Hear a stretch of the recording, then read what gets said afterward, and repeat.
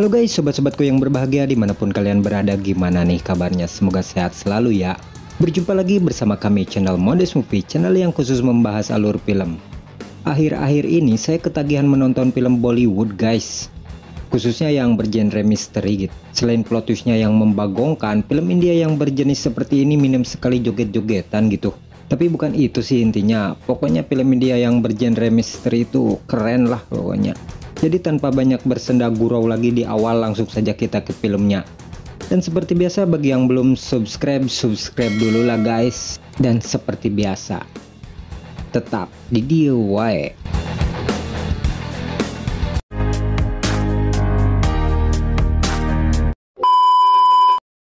Film diawali dengan memperlihatkan adegan seseorang yang sedang menyetir mobil dengan kecepatan tinggi. Secara tidak terduga, pria itu mendapatkan telepon dari orang yang tidak dikenal. Panggilan itu sendiri berisi sebuah ancaman yang diberikan seseorang kepada pengendara itu. Saat dia sedang berbicara, tiba-tiba What nonsense? seseorang secara tidak disangka muncul di hadapan orang itu hingga membuatnya kaget. Setelah itu, dia menginjak rem sakarepna guna menghindari orang misterius itu. Namun begitu, hal tersebut justru memberikan kesempatan kepada orang itu untuk membunuh dirinya. Hingga pada akhirnya dia pun dieksekusi dengan sadis oleh orang tersebut. Scene kemudian berganti dengan memperlihatkan aktor utama kita yang bernama Badra. Dia adalah seorang ahli patologi yang bekerja di sebuah tempat otopsi mayat. Karena pekerjaan yang sudah dilakoninya selama beberapa tahun membuatnya terbiasa dengan keadaan sekitarnya. Hal itu dibuktikan dengan sikapnya yang tanpa jijik dan tanpa rasa geli sedikit pun. Bisa makan dengan enak di samping mayat tanpa rasa mual yang sering biasa dialami oleh orang-orang pada umumnya. Salah seorang polisi yang bernama Michael ketika melihat hal itu merasa mual dengan apa yang sudah Badra lakukan. Di balik sikapnya tersebut, rupanya Badra mempunyai skill dan kemampuan di atas rata-rata sebagai seorang ahli patologi. Hal itu bisa dilihat dari analisisnya yang bisa dengan cepat mengetahui sebab kematian seseorang hanya dengan melihat jasadnya saja. ഇത് മിസ്സിംഗ് കേസാണ് madam. Complaint വന്നിട്ട് 2 ദിവസം കഴിഞ്ഞപ്പോൾ body letter എഴുതി വെച്ചിട്ട് കാമുവിനോട് ഒളിച്ചോടി പോയതാ. ഈ കുട്ടിയുടെ ഫീമെയിൽ ഓർഗൻ ഇത് 376D. Singkat cerita, Badra menuju sebuah TKP pembunuhan yang ditemukan oleh pihak kepolisian. Rupanya TKP itu adalah lokasi pembunuhan si pria yang berada di dalam mobil di awal film tadi. Di tempat itu, keadaan mayatnya benar-benar sangat mengkhawatirkan. Selain tubuhnya yang terbakar, jari pada tangan korban dipastikan terpotong. Itu artinya tersangka secara tidak langsung ingin menyembunyikan identitas dari mayat itu sendiri. Namun begitu, Badra dengan kemampuannya bisa mengetahui detail kejadian dan usia korban, serta keadaan tubuhnya yang dipastikan si korban disiksa dulu sebelum dia dieksekusi. എവിടെയോ വെച്ച് കൊലപ്പെടുത്തിയിട്ട് പിന്നെ ഇവിടെ കൊണ്ടുവന്ന് കത്തിച്ചിരിക്കുക. എങ്ങനെയാ മാഡം പറഞ്ഞത്? അങ്ങോട്ട് നോക്ക്, സീറ്റ് ബെൽറ്റ് ബക്കിളിന്ന് ഊരിയിട്ട് പോലുമില്ല. തീ പിടിച്ച ആള് രക്ഷപ്പെടാൻ ശ്രമിച്ചിട്ടില്ല. എല്ല് പൊട്ടി പോലെ തോന്നുന്നു. എന്റെ രൂപം വെച്ച് നോക്കുമ്പോ ഇതാണായിരിക്കണം. Dengan ditemani seorang inspektur polisi yang bernama Pisa, Badra mengajukan permohonan metode superimposition. Metode itu sendiri adalah sebuah analisa untuk mayat yang sudah tidak bisa dikenali dengan cara mencocokkan struktur tulang dan rangka manusia. Dan hasilnya didapat sebuah nama yang merupakan identitas si korban yang bernama Dr. Salim Rahman. Vishal, ഇതെന്തായാലും സലീം റഹ്മാന്റെ ബോഡി തന്നെയാ. Setelah kejadian itu muncul hal aneh yang terjadi, di mana di sana ada seseorang tahanan yang dengan sengaja menggambar wajah Dr. Salim di sebuah tembok penjara. Seakan-akan itu adalah sebuah peringatan. Kemudian orang tersebut mengklaim bahwa dia adalah pembunuh yang telah mengeksekusinya. Namun yang tak kalah aneh dan mengherankan, yaitu dia melakukan hal tersebut 2 hari sebelum kejadian pembunuhan itu terjadi. Yang padahal Badra dan para polisi sendiri baru mengetahui identitas si korban tadi pagi. Hal tersebut semakin rumit karena tidak mungkin dia melakukan hal itu di dalam penjara. Sehingga hal itu membuat polisi mencari informasi yang lebih detail tentang identitas dari tahanan itu dan mengaitkannya dengan kejadian ini. Sementara itu di tempat yang berbeda kita diperlihatkan oleh seseorang tahanan yang diklaim bertanggung jawab dengan kasus ini. Dia bernama Petri. Di dalam penjara dia mendapatkan perlakuan yang sangat tidak menyenangkan dari tahanan lain. Dia dikeroyok tanpa puguh-puguh oleh beberapa tahanan yang ada di sekitarnya. Entah karena hal apa mereka melakukan hal itu, Namun bisa disimpulkan bahwa ini semua berkaitan dengan kejadian penggambaran wajah tersebut.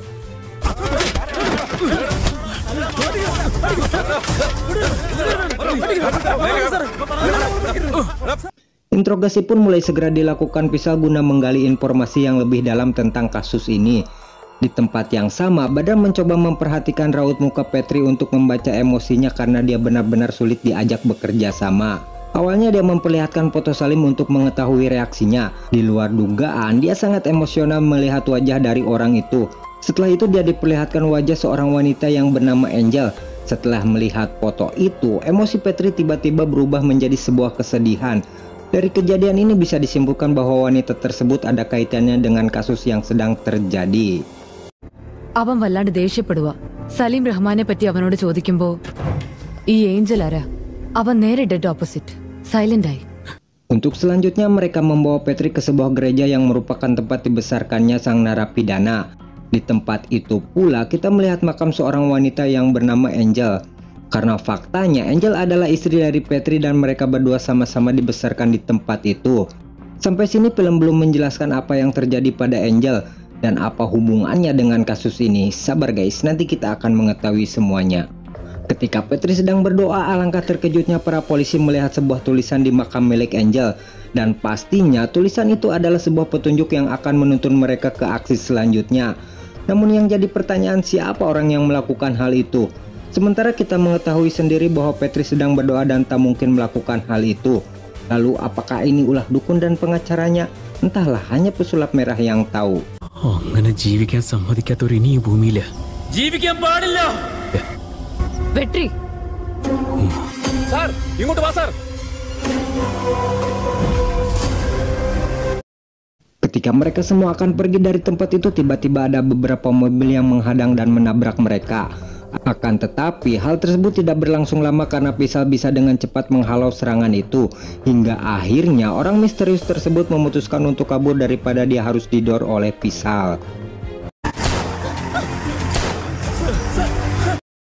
Singkat cerita, Badra mendapatkan sebuah petunjuk dari hasil data milik Angel yang didapat dari gereja. Data itu sendiri berisi sebuah keterangan yang menunjukkan bahwa Angel sebelumnya pernah diotopsi di sebuah rumah sakit. Dan yang tak kalah mengejutkan, dokter bedah yang memimpin operasi itu adalah Salim Rahman. ഇതിലെന്താണ് ബദ്ര? അതിലാരാ സൈൻ ചെയ്തിരിക്കുന്നത്? Yang tak kalah mengejutkan dari semua itu yaitu sebuah fakta bahwa Angel meninggal disebabkan oleh benturan keras di kepalanya.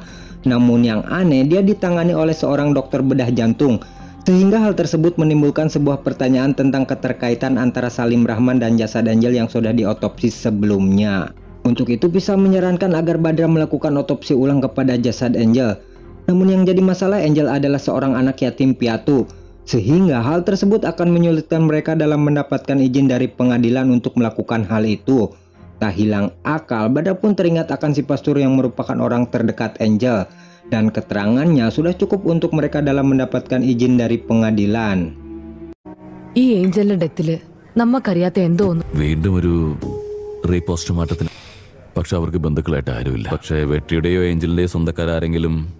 ഏഞ്ചലിന്റെ 4 എല്ലും കഷ്ണം കിട്ടിയാൽ മതി എനിക്ക്. Ketika sedang berada di sebuah jalan, kita lagi-lagi dibuat gregetan manakala si pastor pun ada yang mencelakai hingga membuatnya kritis. Itu artinya ada seseorang yang ingin benar-benar menghalangi usaha Badra dan Pisal untuk membongkar kasus ini. Entah siapa yang menginginkan hal itu. Namun yang pasti dengan kritisnya si pastor, hal itu bisa membuat Badra akan sulit mendapatkan izin dari pihak pengadilan. Namun begitu, pada akhirnya Badra pun tetap melakukan proses otopsi dengan segala konsekuensi yang akan dia hadapi. എന്തായാലും ക്യാൻസൽ ചെയ്യുകയും ചെയ്യും. ഫാദറിന്റെ ക്രിട്ടിക്കൽ സിറ്റുവേഷനിൽ നാളെ re postmortem. As A forensic സർജനായിട്ട് എന്നെ കൊണ്ട് ഓട്ടോപ്സി ചെയ്യാൻ പറ്റും. Sebagai langkah awal, Badra dan tim kepolisian akan segera membongkar makam Angel untuk segera melakukan proses otopsi.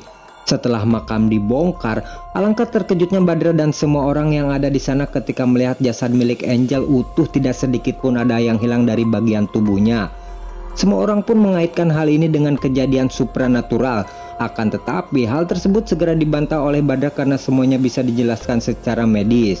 Tak ingin membuang waktu lagi, Badra segera melakukan proses otopsi untuk mengetahui apa yang sebenarnya terjadi pada diri Angel. Namun setelah hal itu terjadi, Badra seakan-akan dibuat tak percaya dengan apa yang sudah dia lihat. Semuanya benar-benar di luar dugaan yang selama ini Badra pikirkan. Karena faktanya otopsi yang dia lakukan bisa dipastikan adalah otopsi pertama yang terjadi pada tubuh Angel. Namun yang membuat saya, Anda, dan kita semua yang menonton heran adalah fakta lain tentang jantung milik Angel yang dipastikan tidak ada di dalam tubuhnya. Yang padahal dalam laporan otopsi sebelumnya tidak pernah disebutkan bahwa jantung Angel sudah tidak ada. Sehingga hal tersebut kembali menimbulkan spekulasi tentang kejahatan jual beli organ yang menimpa diri Angel sebelumnya. Jika memang semua ini terjadi, alangkah biadabnya orang yang melakukan hal itu. Sehingga balas dendam yang Petri lakukan sangat amatlah mempunyai motif yang begitu kuat. അതിനേക്കാളും പ്രധാനപ്പെട്ട കാര്യം എന്താന്ന് വെച്ചാ ഇപ്പൊ ഞാൻ ചെയ്ത ഓട്ടോപ്സിയാണ് ഏഞ്ചലിന്റെ ആദ്യത്തെ ഓട്ടോപ്സി. ഏഞ്ചലിന്റെ ശരീരത്തിൽ നിന്ന് അവളുടെ heart missing. What? Guna memperoleh keterangan yang lebih jelas, Badra dan Pisal segera menghubungi pihak rumah sakit untuk meminta klarifikasi mereka. Para pegawai pun menyarankan keduanya untuk menemui atasan mereka yang bernama Abel. Lebih dari itu, Badra menyadari satu hal, yaitu tentang orang yang akan menjadi target selanjutnya dari rangkaian pembunuhan yang akan Petri lakukan. Dan orang itu tak lain dan tak bukan adalah Abel, sang manajer dari rumah sakit itu. Semuanya mulai masuk akal manakala ada keterkaitan antara Abel dan Salim Rahman. Dengan demikian, hal itu membuat Pisal akan melakukan tugas penjagaan di rumah Abel guna mencegah sebisa mungkin usaha pembunuhan yang akan Petri lakukan. Vishal, Vetri അടുത്തതായിട്ട് ഇനി ആരെയാ കൊല്ലാൻ പോകുന്നതെന്നറിയോ?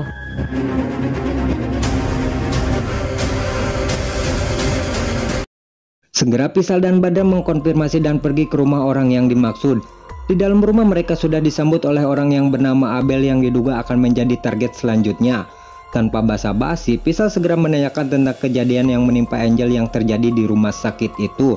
Respon yang diberikan Abel membuat Pisal dan Badra yakin ada keterkaitan antara Abel dan kasus ini. Karena tanpa diminta, Abel justru mengatakan bahwa mereka tidak terlibat dalam perdagangan organ manusia. Padahal Pisal sama sekali belum mempertanyakan tentang hal tersebut. Dan tak hanya itu, mimik dan gelagat tubuh Angel mulai galagapan tatkala dia dicecar beberapa pertanyaan oleh Pisal. Hingga akhirnya Pisal menyuruh dia untuk datang ke kantor polisi esok harinya. നാളെ രാവിലെ 10 മണിക്ക് സാർ ഓഫീസിലേക്ക് ഒന്ന് വരണം. സെക്യൂരിറ്റി ഉണ്ടാവും ഇവിടെ.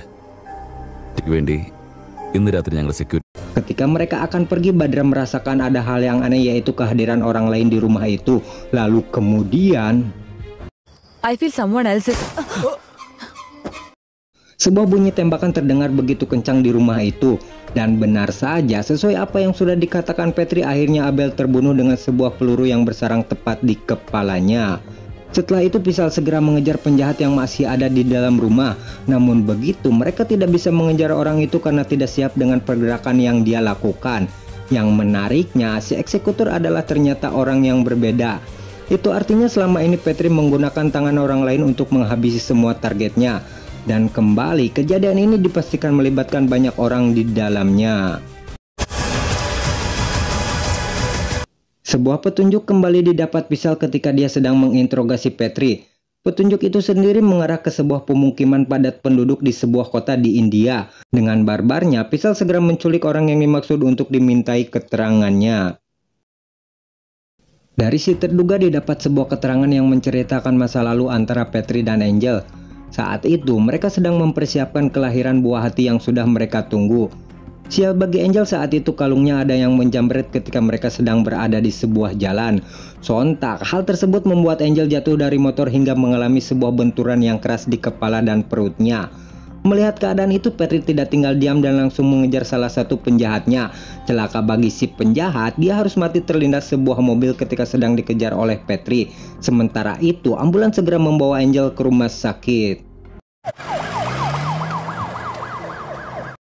Dari cerita itu ada hal yang membuat Badra heran manakala Petri sudah mengetahui perihal jantung Angel yang sudah tidak ada di dalam tubuhnya.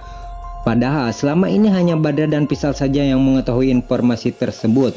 Dan kembali kita semakin dibuat bingung dengan siapa sosok Petri yang sebenarnya.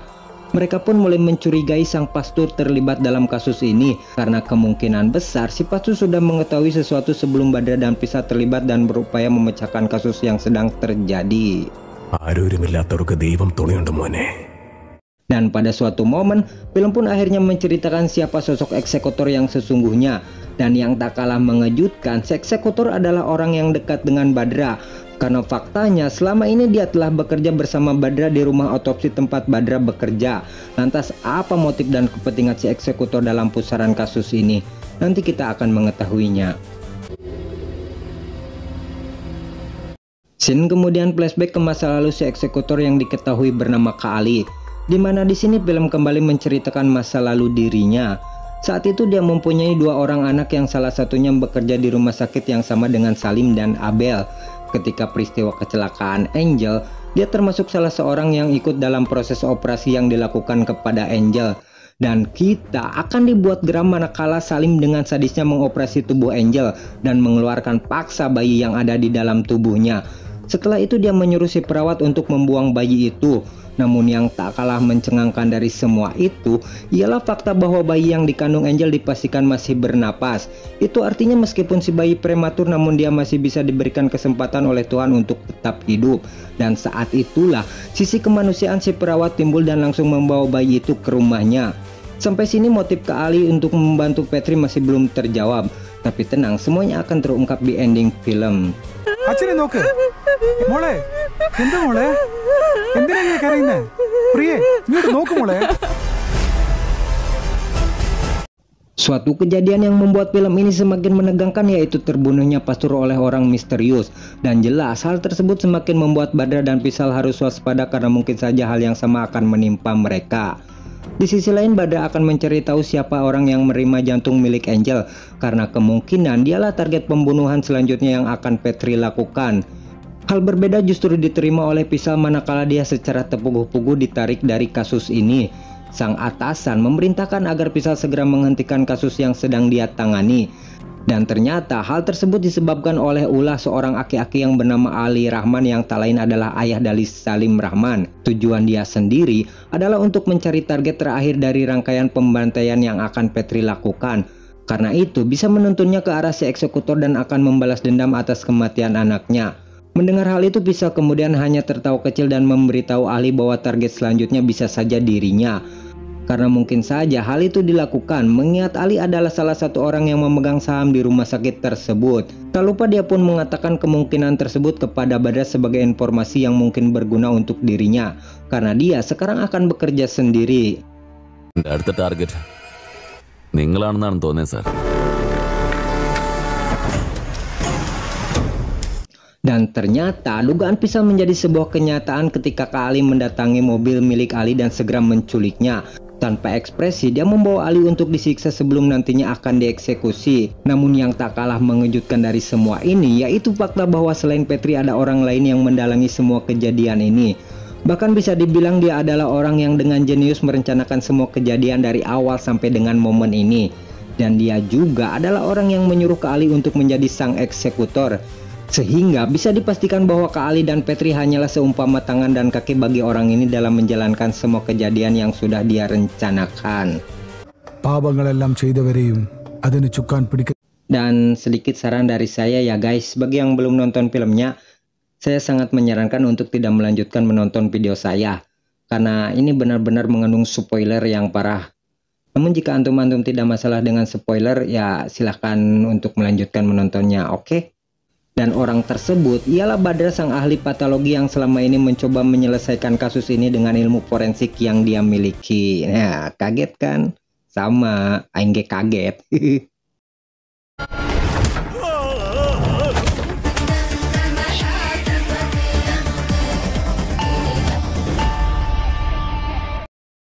Scene kemudian flashback ke masa lalu Badra.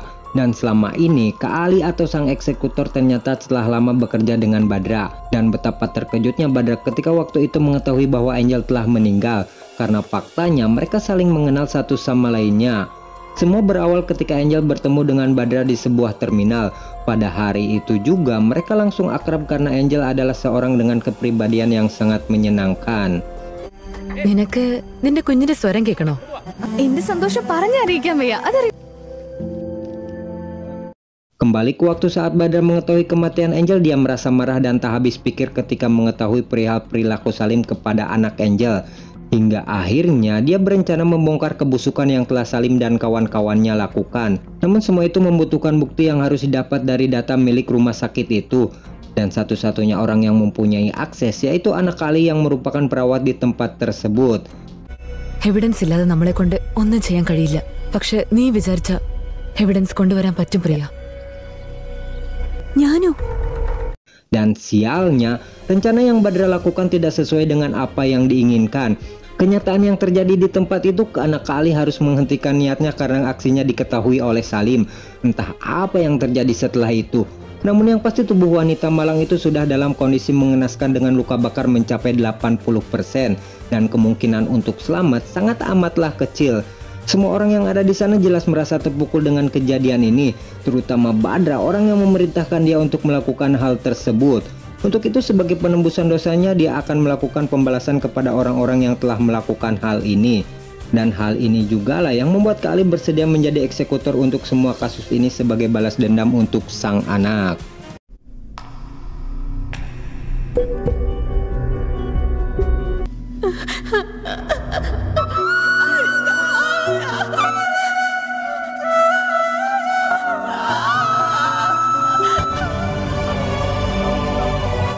Dengan berbekal 3 nama yang didapat dari wanita malang itu, Badra kemudian menyusun rencana untuk melakukan balas dendam.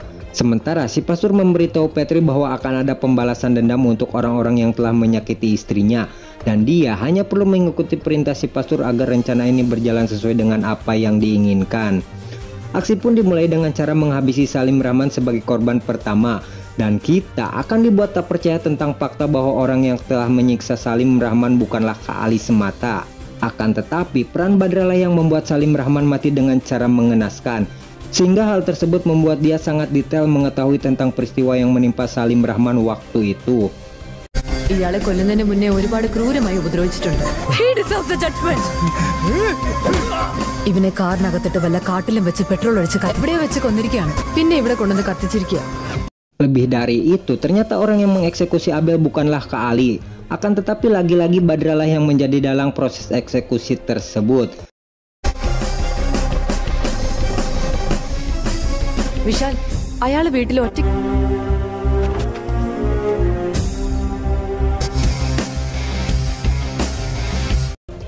Dan film pun berakhir dengan Badra yang sudah menuntaskan dendam kepada semua orang yang telah melakukan kejahatan kepada Angel. Sehingga bisa disimpulkan bahwa film ini mempunyai pesan untuk kita. Jangan pernah lelah untuk berbuat baik walau kadang kebaikanmu hanya sebatas merek kopi jeung udud. Terima kasih dan tetap di Dio wae.